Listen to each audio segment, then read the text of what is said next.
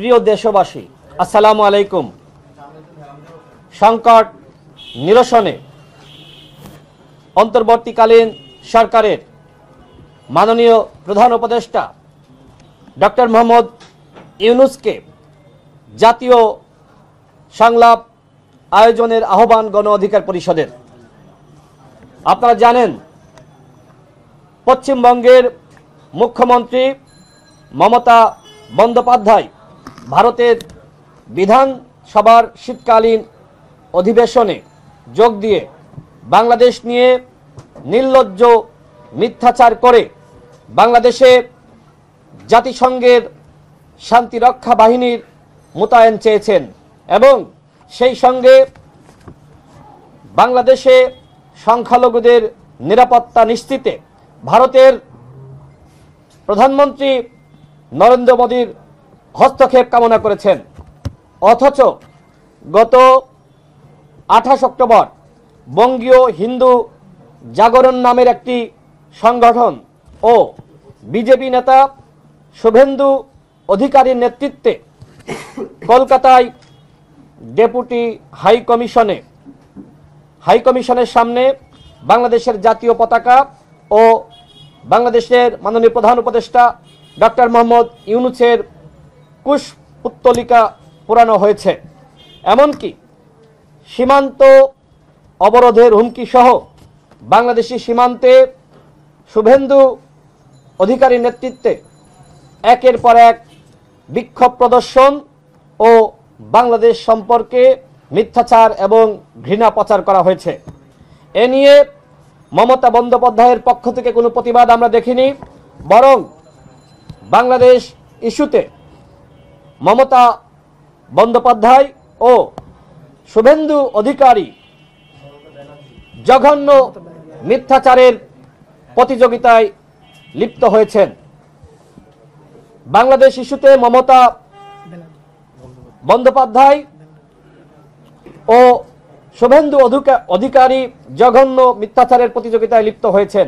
আমরা মনে করি কলকাতা উপ হাইকমিশনে নিরাপত্তা প্রদান না করে ভিয়েনা কনভেনশন লঙ্ঘন করেছে মমতা। তিনি উপ হাইকমিশনের কর্মকর্তাদের নিরাপত্তা প্রদানে পুরোপুরি ব্যর্থতার পরিচয় দিয়েছেন। উগ্র হিন্দুত্ববাদী জঙ্গি গোষ্ঠীকে নিয়ন্ত্রণ করতে না পারা ও কলকাতায় শান্তি প্রতিষ্ঠায় মমতা বন্দ্যোপাধ্যায়ের উচিত কলকাতার জনগোষ্ঠীকে রক্ষা করার জন্য এবং এই হিন্দু উগ্রবাদী সংগঠনকে তাদেরকে নিয়ন্ত্রণ করার জন্য জাতিসংঘের শান্তিরক্ষী বাহিনীর সহযোগিতা নেওয়া। আমরা বাংলাদেশ সরকারকে বলবো, আপনারাও জাতিসংঘের কাছে আহ্বান করেন কলকাতার মুসলমান এবং হিন্দু সম্প্রদায় এবং একই সাথে এই হিন্দু জঙ্গি গোষ্ঠীকে নিয়ন্ত্রণ করার জন্য জাতিসংঘ যেন কলকাতায় শান্তিরক্ষী বাহিনী সেখানে তারা মোতায়েন করে।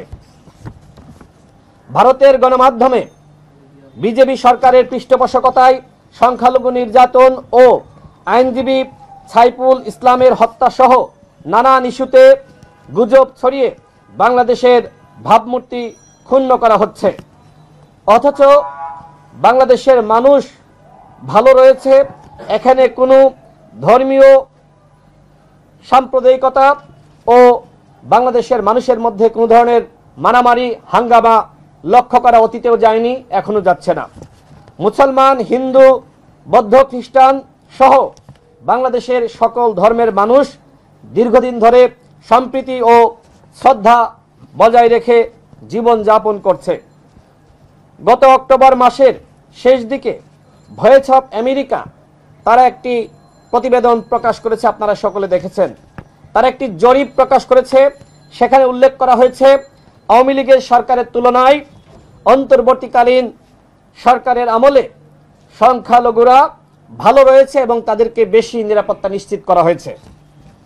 এছাড়া রাষ্ট্রদ্রোহিতার মামলায় সম্মিলিত সনাতনী জাগরণ জোটের মুখপাত্র চিন্ময় কৃষ্ণ দাস ব্রহ্মচারীকে গ্রেপ্তারের পর জামিন না দেওয়াকে কেন্দ্র করে গত 26 নভেম্বর তার ভক্ত এবং অনুসারী ইসকন সদস্যরা চট্টগ্রামের আদালতে অবস্থিত মসজিদে হামলা করেছে এবং একজন সরকারি সহকারী কৌশলী এপিপি সাইফুল ইসলাম আলিফকে কুপিয়ে হত্যা করেছে, তাকে জবাই করে হত্যা করেছে।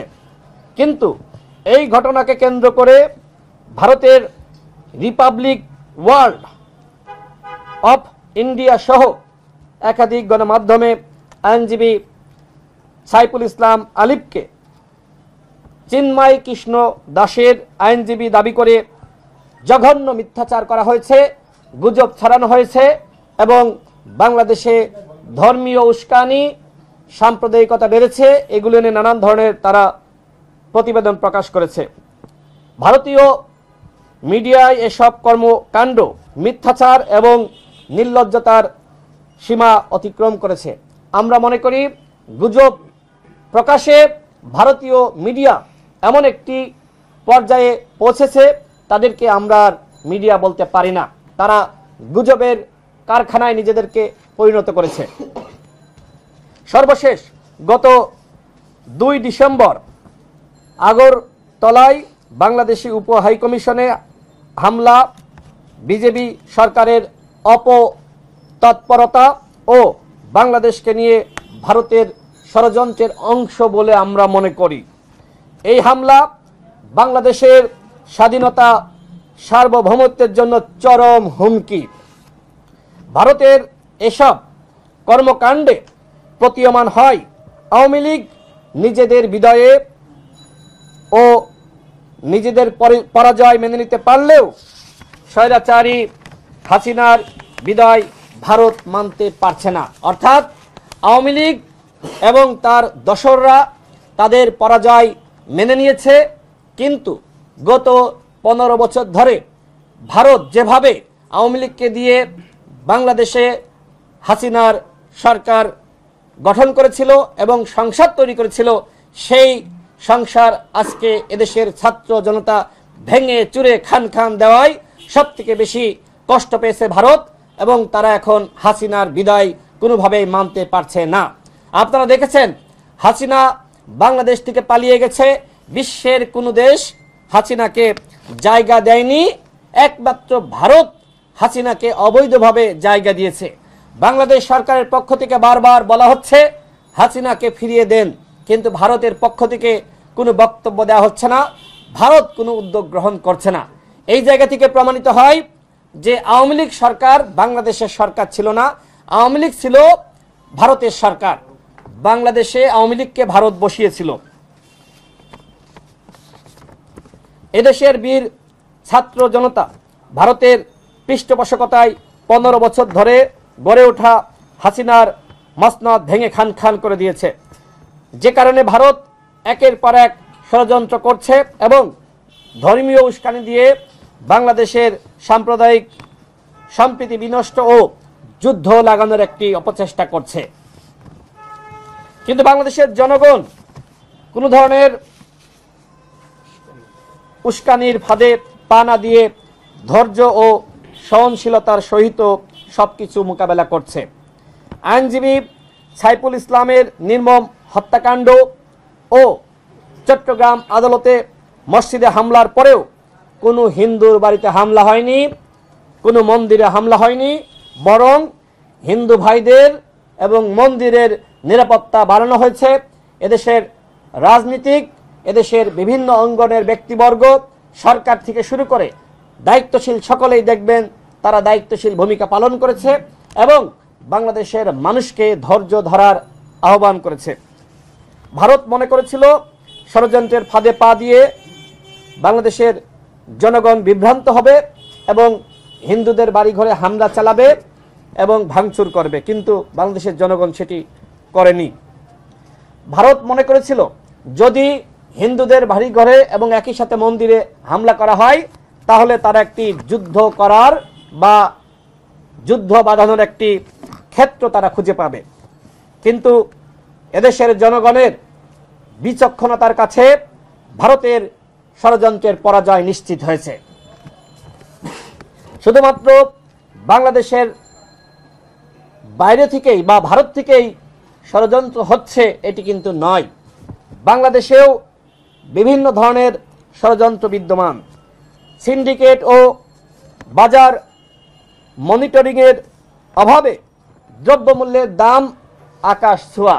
আপনারা সাংবাদিক ভাইরা আপনারাও জানেন, দেশের মানুষ জানে, সবাই জানে, রাস্তাঘাটে বের হলে রিক্সা চালক থেকে শুরু করে যারা সাধারণ খেটে খাওয়া মানুষ, তারা কিন্তু এই দ্রব্যমূল্যের একের পর এক দাম বাড়ছে, যে কারণে সরকারের উপরে তাদের অসন্তুষ্টি বাড়ছে। আইন শৃঙ্খলা পরিস্থিতি এখনো পর্যন্ত নিয়ন্ত্রণ করা সম্ভবপর হয়নি। যারা গণহত্যার সাথে সরাসরি জড়িত ছিল, জেলাগুলোতে আওয়ামী লীগের যারা হাইকমান্ড এবং কেন্দ্রীয় হাইকমান্ড, সেই উবায়দুল কাদের থেকে শুরু করে আসাদুজ্জামান খান কামাল থেকে শুরু করে উবায়দুল কাদেরের আশপাশে যারা থাকতো, জাহাঙ্গীর কবির, নানক, হানিফ সহ কাউকে এখনো পর্যন্ত গ্রেপ্তার করা হয়নি। আমরা দেখেছি আরাফাতের আটককে কেন্দ্র করে নাটক মঞ্চায়ন করা হয়েছে। আমরা দেখেছি হাসান মাহমুদের আটককে কেন্দ্র করে নাটক মঞ্চায়ন করা হয়েছে। সেনাবাহিনীর পক্ষ থেকে বলা হয়েছিল 626 জন সেনা হেফাজতে রয়েছে। এখনো পর্যন্ত অন্তর্বর্তীকালীন সরকারের মাননীয় প্রধান উপদেষ্টা সেই 626 জনের তালিকা প্রকাশ করেননি। ওই 626 জনের কারা কারা পালিয়ে গেছে, কিভাবে পালিয়ে গেল, আমরা সেটি জানতে চাই এবং আবারও দাবি করছি সেই 626 জনের তালিকা অনতিবিলম্বে প্রকাশ করতে হবে। যারা আওয়ামী লীগের হাইকমান্ড, উবায়দুল কাদের থেকে শুরু করে জাহাঙ্গীর কবির, নানক, সকলকে গ্রেপ্তার করতে হবে। এবং আপনারা লক্ষ্য করে থাকবেন, শেখ পরিবারের কাউকে এখনো পর্যন্ত ধরা হয়নি, একজন কেউ না। শেখ পরিবারের এতগুলো এমপি মন্ত্রী কোথায় গেল? সবাই একসাথে পালিয়ে গেছে। আমরা তো খবরে দেখলাম শুধুমাত্র শেখ হাসিনা এবং শেখ রেহানা পালিয়ে গেছে, বাকিরা কোথায়? বাকিদেরকে কিভাবে পালাতে সহযোগিতা করা হয়েছে, নাকি তারা এখনো পর্যন্ত দেশেই রয়েছে, আমরা জানতে চাই। আমরা সরকারকে বলবো, শেখ পরিবারকে ন্যূনতম রক্ষার চেষ্টা করবেন না, বাংলাদেশের জনগণ সেটি মেনে নিবে না। পুলিশ প্রশাসন থেকে শুরু করে সরকারের সকল স্তরে আওয়ামী সুবিধাভোগীদের দ্বারা ষড়যন্ত্র ও রদবদলের নামে তাদের পুনর্বাসন করা হয়েছে। বিচারের আগে আওয়ামী লীগের সাংগঠনিক কার্যক্রম তারা পরিচালনা করতে পারবে কি পারবে না, সে বিষয়ে সরকারের একজন উপদেষ্টা এক এক রকম বক্তব্য প্রদান করেছেন। আমরা দেখেছি সরকারের একজন উপদেষ্টা আসিফ মাহমুদ, তিনি গণমাধ্যমের সামনে সংবাদ সম্মেলন করে তিনি বলেছিলেন, বিচারের আগে আওয়ামী লীগ সাংগঠনিক কার্যক্রম পরিচালনা করতে পারবে না।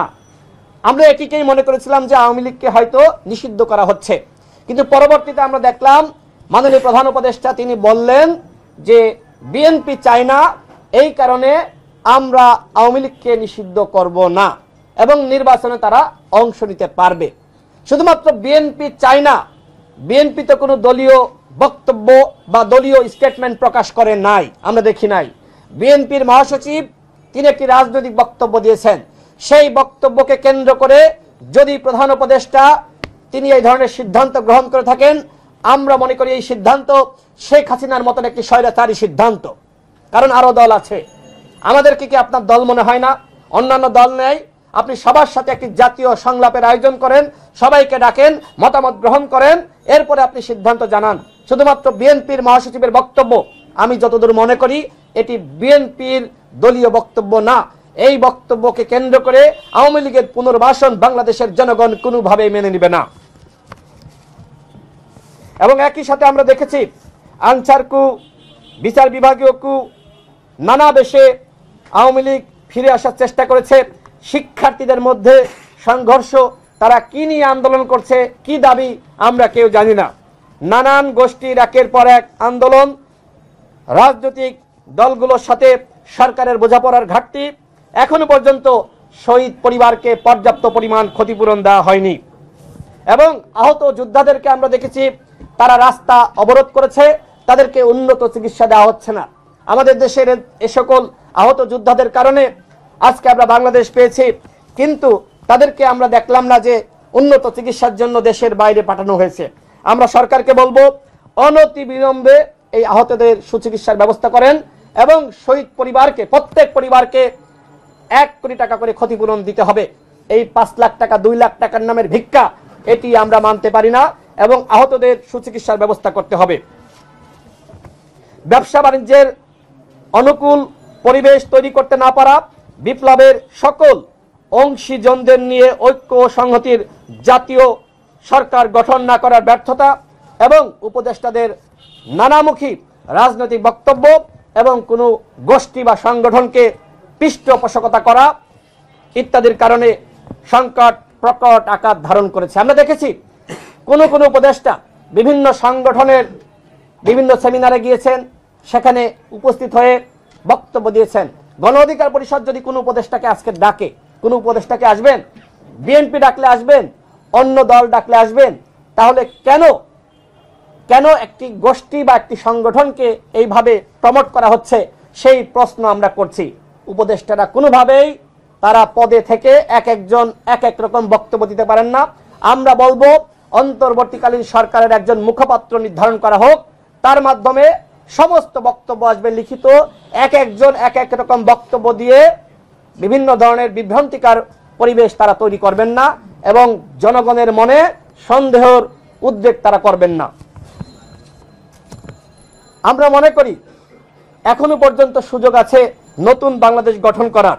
একের পর এক দেশি বিদেশি ষড়যন্ত্র সেই স্বপ্ন বিনষ্ট করতে পারে যদি আমরা সতর্ক না হই। এমতো অবস্থায় জাতীয় ঐক্য ও সংহতি প্রতিষ্ঠার কোনো বিকল্প নাই। কিন্তু জাতীয় ঐক্য ও সংহতির ভিত্তি কি হবে এখনো পর্যন্ত আমরা সেটি নির্ধারণ করতে পারি নাই। শুধুমাত্র চটকদার মৌখিক বক্তব্য দিয়ে জাতীয় ঐক্যের ভিত্তি তৈরি করা যাবে না। এজন্য সরকারের তরফ থেকে কার্যকরী উদ্যোগ নিতে হবে। এই লক্ষ্যে অন্তর্বর্তীকালীন সরকারের মাননীয় প্রধান উপদেষ্টাকে জাতীয় সংলাপ আয়োজন করার আহ্বান জানাচ্ছে গণ অধিকার পরিষদ। প্রিয় সাংবাদিক ভাইরা, আপনারা দেখেছেন বিএনপি এবং জামাতের সাথে অন্তর্বর্তীকালীন সরকারের মাননীয় প্রধান উপদেষ্টার সংলাপ হয়েছে। আমরা জানতে চাই এই সংলাপ কি বিএনপি জামাতের পক্ষ থেকে আহ্বান করা হয়েছে নাকি সরকারের পক্ষ থেকে আহ্বান করা হয়েছে?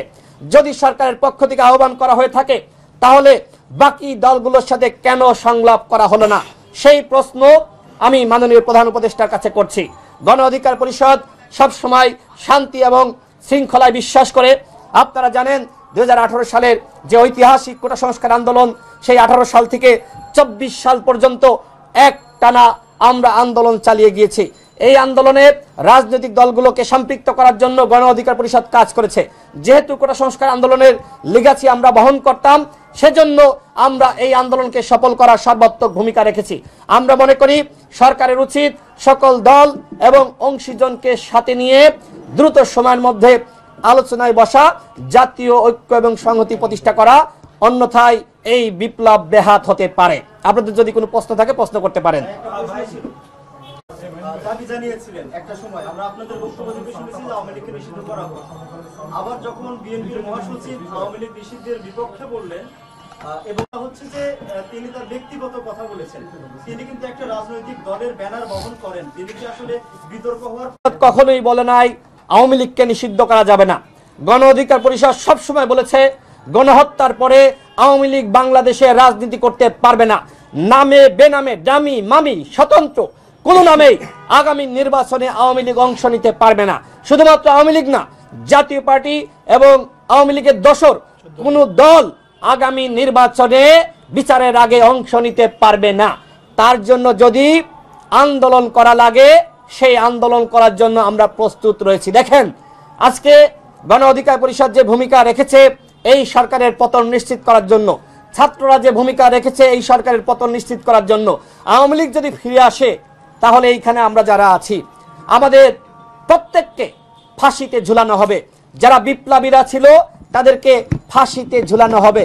এখন আমরা যে আন্দোলন করার মাধ্যমে হাসিনার পতন নিশ্চিত করলাম, 2000 মানুষকে গুলি করে নির্মমভাবে হত্যা করা হয়েছে। এখনো পর্যন্ত আমার ভাইয়েরা হাসপাতালের বিছানায় তারা কাতরাচ্ছে। 30,000 আহত যোদ্ধা, কোনোভাবেই শহীদের রক্তের সাথে বেইমানি করে আওয়ামী লীগকে আমরা নির্বাচনে অংশ নেওয়ার সুযোগ দিব না। আপনি যে প্রশ্ন করেছেন, যে কথা বলেছেন, আপনি ভুল কথা বলেছেন। গণ অধিকার পরিষদ আওয়ামী লীগের নিষিদ্ধ চাই, জাতীয় পার্টির নিষিদ্ধ চাই, 14 দলের দর্শকদের নিষিদ্ধ চাই। শুধুমাত্র নিষিদ্ধই না, এদেরকে বিচার করতে হবে। শেখ পরিবারের কাউকে কেন এখনো পর্যন্ত গ্রেপ্তার করা হচ্ছে না? আপনারা সাংবাদিক ভাইরা উপদেষ্টাদের কাছে এই প্রশ্ন আপনারা কেন করেন না? যখন প্রধান উপদেষ্টার কাছে যান, আপনারা যদি হাসিনার মতন করে তাকেও ভয় পান, তাহলে এই সাংবাদিকতা করে কি হবে? সাংবাদিকতার কোনো পরিবর্তন হবে? বাংলাদেশের গণমাধ্যমের সংস্কার হবে? সাহস করে উপদেষ্টাদের প্রশ্ন করতে হবে, কেন আপনারা আওয়ামী লীগকে নিষিদ্ধ করতে চান না? আপনাদের সামনেই তো আমার ভাইয়েরা শহীদ হয়েছে, রক্ত দিয়েছে, জীবন দিয়েছে। আপনারা দেখেন নাই তাদের চিৎকার, তাদের রক্ত আপনারা দেখেন নাই? এই রক্তের সাথে বেইমানি করে কোনোভাবে আওয়ামী লীগকে আগামীতে নির্বাচন এবং একই সাথে তাদের সাংগঠনিক কার্যক্রম পরিচালনা আমরা করতে দিব না। সেই ওয়াদা আমরা জনগণের কাছে করছি। আন্দোলন করার মাধ্যমে, স্যাক্রিফাইস করার মাধ্যমে, আমাদের আন্দোলন সংগ্রাম সম্পর্কে, সরকার বিরোধী ভূমিকা সম্পর্কে আপনারা সকলে জানেন। সরকারকে আমরা বসিয়েছি, গণহত্যার মামলা অমুক তমুককে করতে বলা হয়, কেন সরকারের পক্ষ থেকে মামলা করা যায় না? গণহত্যার দায়ে সরকার মামলা করবে, অথচ সরকার মামলা না করে এই যে আজকে এক ধরনের ভাওতাবাজি চলছে। শহীদ পরিবারকে বলা হচ্ছে আপনারা মামলা করেন। শহীদ পরিবার অনেকে লেখাপড়া জানে না, অনেক কিছু বোঝে না। এখন তাদের উপর যদি দায় চাপাই দেওয়া হয় তাহলে হবে? সরকারকে বলবো, আপনারা আওয়ামী লীগের বিরুদ্ধে গণহত্যার দায়ে স্ব-উদ্যোগে মামলা করেন।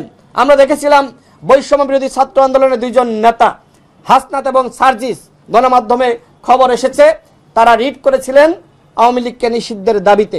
পরবর্তীতে আমরা দেখলাম যে সেই রিট তারা প্রত্যাহার করেছেন। কেন? কি কারণে? কি চাপে? উপদেষ্টারা কি তাদেরকে চাপ দিয়েছেন? সেই প্রশ্ন আমরা জানতে চাই।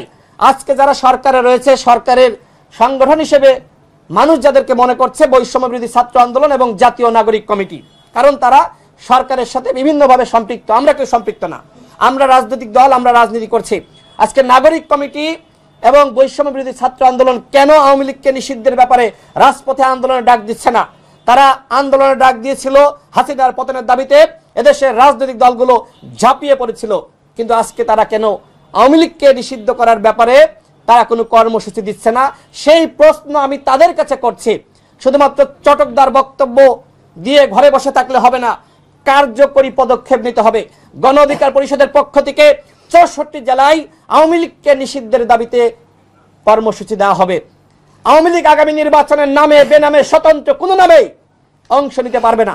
এবং একই সাথে যারা 14 সালের ইলেকশনে অংশ নিয়েছে, যারা 18 সালের ইলেকশনে অংশ নিয়েছে, ভিন্ন মতের বিএনপি জামাত ব্যতীত আওয়ামী লীগের দোসররা এবং আওয়ামী লীগ, এবং যারা আপনার 18 সালের ইলেকশন, 14 সালের ইলেকশন এবং 24 সালের ইলেকশনে অংশ নিয়েছে, তাদেরকে অবশ্যই আগামী নির্বাচনে অংশ নিতে দেওয়া যাবে না।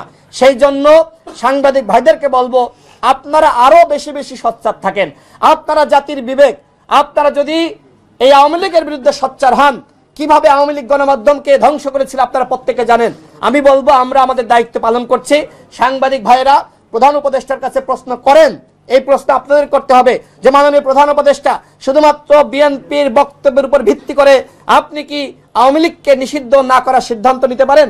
শুধুমাত্র বিএনপির মহাসচিবের বক্তব্যের উপর ভিত্তি করে আপনি কি আগামী নির্বাচনে আওয়ামী লীগ জাতীয় পার্টি সহ তাদের দর্শকদের অংশ নেওয়ার সুযোগ দিতে পারেন? এই প্রশ্ন প্রধান উপদেষ্টাতে করেন, আমাদেরকে না করে প্রধান উপদেষ্টাকে প্রশ্ন করেন।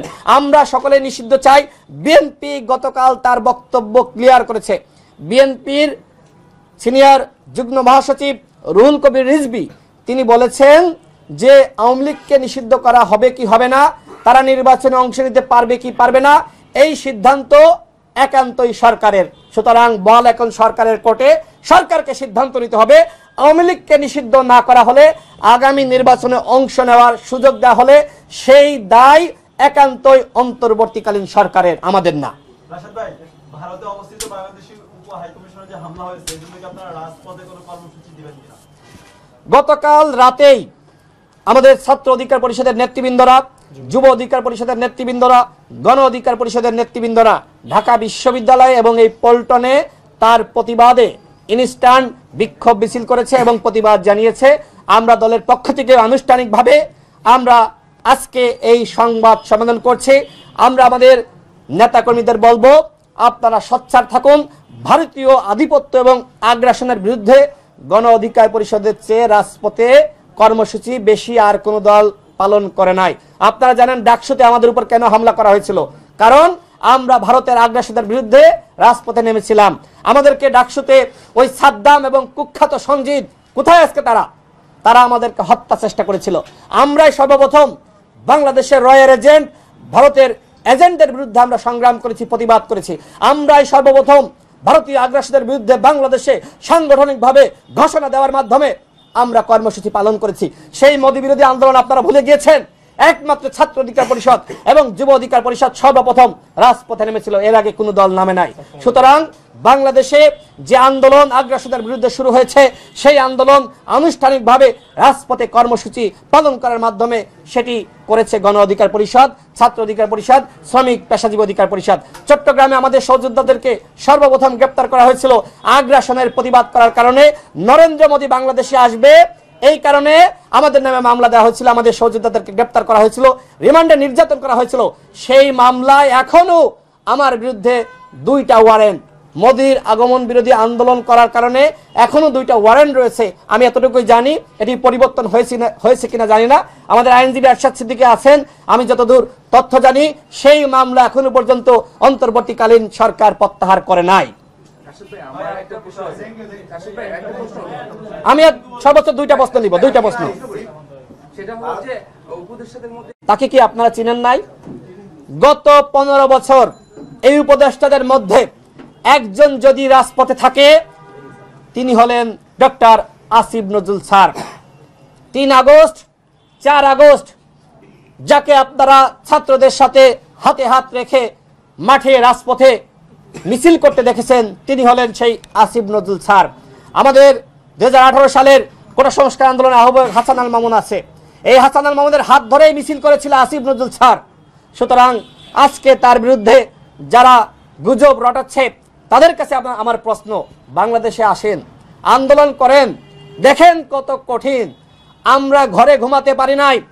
এই যে অভ্যুত্থানের সময় আমার একমাত্র ছেলে সন্তান সদ্য ভূমিষ্ঠ, তিনি অসুস্থ হয়েছিলেন, হাসপাতালে ভর্তি করার সময় আমি বাবা হিসেবে যেতে পারি নাই। আমাদের কত সংগ্রাম, কত ত্যাগ, এই ত্যাগের সাক্ষী আসিফ নজরুল এবং আসিফ নজরুলের ত্যাগের সাক্ষী গণ অধিকার পরিষদের নেতৃবৃন্দ। আমি নিজে আসিফ নজরুল স্যারের বাসায় গিয়ে আমি শুনেছি গেটের দারোয়ানের কাছ থেকে যে আসিফ স্যার বাসায় থাকেন না, আসিফ স্যার বাসায় থাকতে পারেন না। তিনি তার বক্তব্য স্পষ্ট করেছেন যে তিনি ওই সময় সেনা হেফাজতে ছিলেন নাকি তিনি অন্য একজন শিক্ষকের বাসায় তিনি লুকিয়েছিলেন। আসিফ স্যার নিজেই বলেছেন যে আমরা ঘরে ঘুমাতে পারি নাই। আজকে তার বিরুদ্ধে নানান ধরনের ষড়যন্ত্র শুরু হয়েছে। আমরা মনে করি এই ষড়যন্ত্র অন্তর্বর্তীকালীন সরকারকে অস্থিতিশীল করার ষড়যন্ত্র। আপনারা দেখবেন সবথেকে বেশি আওয়ামী লীগ প্রপাগান্ডা ছড়িয়েছে কার বিরুদ্ধে? আসিফ নজরুলের বিরুদ্ধে। ফেসবুকে দেখেন টাকা ইনভেস্ট করে বুস্ট করে আসিফ নজরুলের বিরুদ্ধে আওয়ামী লীগ প্রপাগান্ডা চালাচ্ছে, অন্য কেউ না, আওয়ামী লীগ করছে। আজকে ওই আওয়ামী লীগের সাথে হাত মিলিয়ে যারা আসিফ নজরুলের বিরুদ্ধে প্রপাগান্ডা চালাবে আমরা মনে করি তারা আওয়ামী লীগের দোসর। অন্যথায় এরকম একজন বিপ্লবী উপদেষ্টা, একমাত্র বিপ্লবী উপদেষ্টা, আর কোন দ্বিতীয় বিপ্লবী উপদেষ্টা এই অন্তর্বর্তীকালীন সরকারে নাই ছাত্ররা ব্যতীত। একজন আছেন, সেই একজন ব্যক্তিকে নিয়ে যারা ষড়যন্ত্র করছে তাদের গত 15 বছরে অবদানটা কি? শুধুমাত্র ইউটিউবে ভিডিও বানিয়ে যদি মনে করেন শেখ হাসিনার পতন হয়ে গেছে তাহলে কি হবে? রাজপথে আন্দোলন ব্যতীত পৃথিবীর ইতিহাসে কোনো সরকারের পতন হয়নি। রাজপথে আন্দোলন না করলে, শুধুমাত্র ইউটিউবে ফেসবুকে আন্দোলন করলে সরকারের পতন হয়ে যায়? সরকারের পতনের জন্য দেশের 2000 মানুষ শহীদ হয়েছে। রাজপথের আন্দোলন ছাড়া হাসিনার পতন হয়নি। সুতরাং সেই রাজপথের যোদ্ধা হলো আসিফ নজরুল। এই রাজপথের বিপ্লবী যোদ্ধার বিরুদ্ধে যারা ষড়যন্ত্র করবে গণ অধিকার পরিষদ তাদের বিরুদ্ধে আন্দোলন সংগ্রাম করে তুলবে।